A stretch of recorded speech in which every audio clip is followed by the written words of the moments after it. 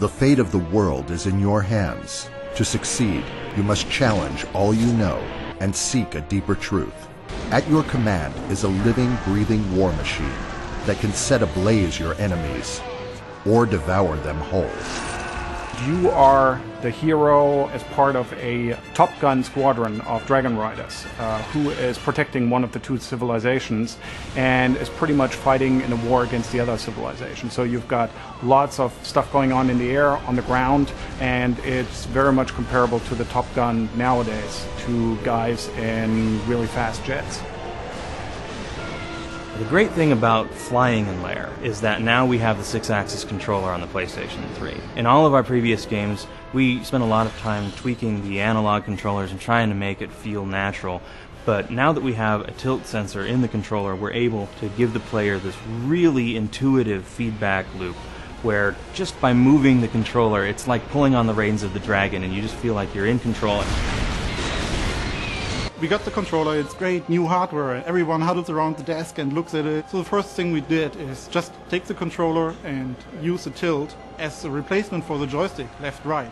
You tilt left, you tilt right, and everyone tried it and it's like, this is crap, I don't want to play this. And so Julie and I sat down, we said, wait a minute, let us try a little bit and continually replace parts of the game to work with this new way of interacting with the game. After the first day, where everybody was extremely skeptical, then people slowly started coming around and said, you know what, it actually controls better. Well, the really nice thing about the controller is it matches the way you would think that a dragon would move. When a player tilts the controller down, they know what's going to happen. They know their dragon's going to descend. So in a lot of ways, it made it easier to maneuver and much more intuitive.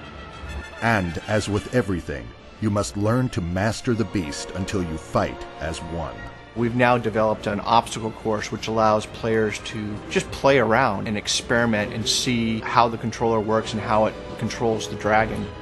With the joystick, you only have a certain amount of range. You have it centered, and then you have to try to figure out between the center position and full extreme position where exactly you wanted to turn, how sharp you wanted to turn. Very difficult when you're talking about a little tiny joystick. On top of that, what we're using is a gesture recognition system. So if you do certain things, which you would do when you hold the reins of a dragon, the game recognizes that and translates it without you having to press combinations of complicated buttons. It translates it into very easy movements. So for example, if you whip it up, then you do a 180 turn.